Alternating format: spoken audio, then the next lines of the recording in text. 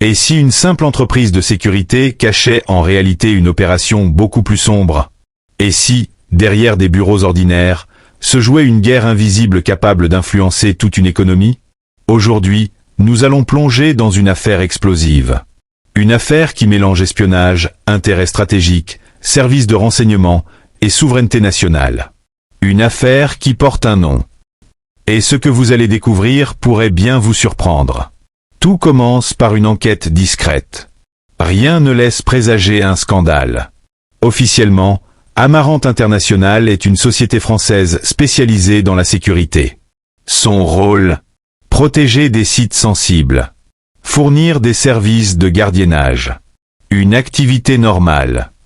Du moins, en apparence. Mais très vite, les autorités algériennes commencent à avoir des doutes. Certains mouvements intriguent. Certains échanges inquiètent.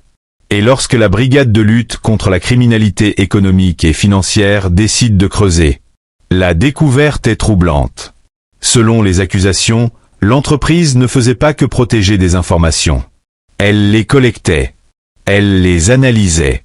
Et surtout, elle les transmettait à des entités étrangères. Parmi ces informations, des rapports confidentiels, des évaluations des niveaux de sécurité, des données internes sensibles, et même des cartes classifiées, des informations stratégiques, des informations qui, entre de mauvaises mains, peuvent changer beaucoup de choses. Car dans le monde moderne, l'information est une arme silencieuse, mais redoutablement efficace. Lorsque l'affaire éclate publiquement, c'est un choc. Le procès s'ouvre, et les révélations s'enchaînent. Selon les éléments présentés, certaines informations auraient été transmises à des sociétés étrangères liées à d'anciens membres des services de renseignement français, notamment la Direction générale de la sécurité extérieure. Une accusation extrêmement grave, car cela ne concerne plus seulement une entreprise, mais potentiellement un enjeu d'État.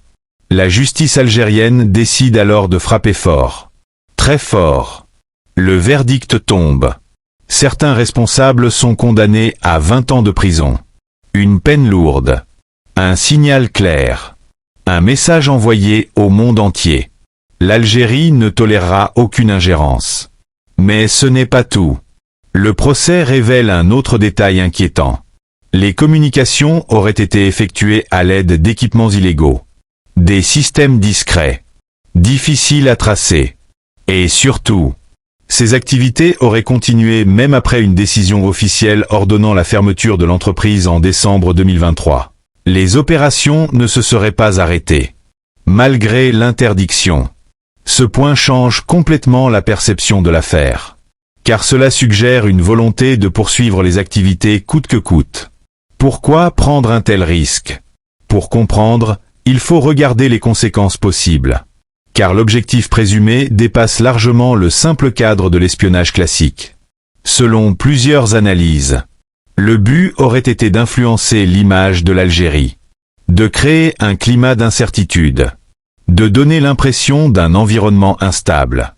Et pourquoi est-ce si important?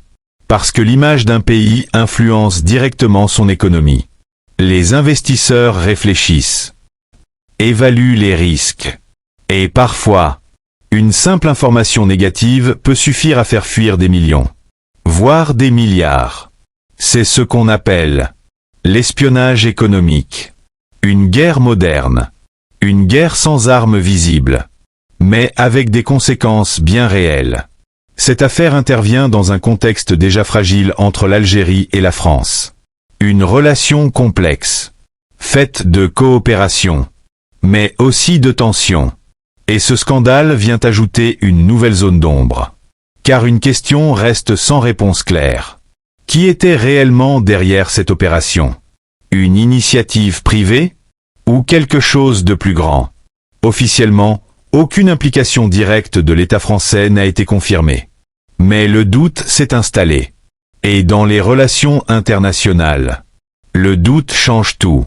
Pour l'Algérie, la réponse a été immédiate, ferme et symbolique. Ces condamnations montrent une volonté claire. Protéger ces informations. Protéger son économie. Protéger sa souveraineté. Car aujourd'hui, les batailles ne se jouent plus uniquement sur le terrain militaire. Elles se jouent dans l'ombre, dans les données, dans l'information, dans la perception. Et chaque pays doit défendre ses intérêts. Mais pendant que cette affaire éclate, l'Algérie continue d'avancer. Et certains projets montrent une transformation impressionnante. Dans le secteur agricole, par exemple, un projet gigantesque attire l'attention. Une méga-ferme laitière capable de produire jusqu'à 300 000 litres de lait par jour. Un chiffre colossal. Des milliers de vaches. Des centaines d'hectares. Des technologies modernes. Un projet qui vise un objectif clair. Renforcer l'indépendance alimentaire. Réduire la dépendance extérieure. Et construire une économie plus solide. Un symbole fort. Celui d'un pays qui se développe. Mais tout n'est pas simple. Autre choc. La plateforme de e-commerce Jumia annonce son départ du marché algérien. Une décision qui surprend. Après plus de 10 ans de présence. Pourquoi partir? La réponse est économique. Le marché algérien ne représentait qu'une petite part de son activité. Le groupe préfère se concentrer ailleurs. Ce départ laisse des questions. Mais aussi des opportunités. Car chaque départ crée un espace pour de nouveaux acteurs. Dans le secteur aérien aussi, les choses bougent. L'Algérie envisage de mettre fin à certains accords internationaux. Objectif: renforcer sa propre compagnie nationale, développer son autonomie, et reprendre le contrôle de son ciel. Une décision stratégique, qui pourrait redessiner certaines routes aériennes. Enfin, un changement important concerne les voyages vers le Royaume-Uni. Le visa électronique devient progressivement la norme. Une évolution vers un monde plus numérique, plus rapide, plus connecté, mais aussi plus contrôlé. Alors quand on assemble toutes ces pièces, une affaire d'espionnage, des transformations économiques, des décisions stratégiques, une question se pose. L'Algérie est-elle en train d'entrer dans une nouvelle phase de son histoire? Une phase de transformation, de protection et d'affirmation. Maintenant, je veux vraiment connaître votre avis. Pensez-vous que l'affaire Amarante est un simple scandale isolé? Ou le signe d'une guerre économique plus large? Dites-le en commentaire. Je lis tous vos messages. Et votre opinion compte. Et si vous voulez comprendre les vraies dynamiques du pouvoir, les stratégies cachées, et les grandes batailles économiques modernes, abonnez-vous maintenant. Parce que ce que vous venez de découvrir n'est que la surface. La suite est encore plus surprenante. Merci d'avoir regardé jusqu'au bout. Et à très bientôt pour une nouvelle analyse.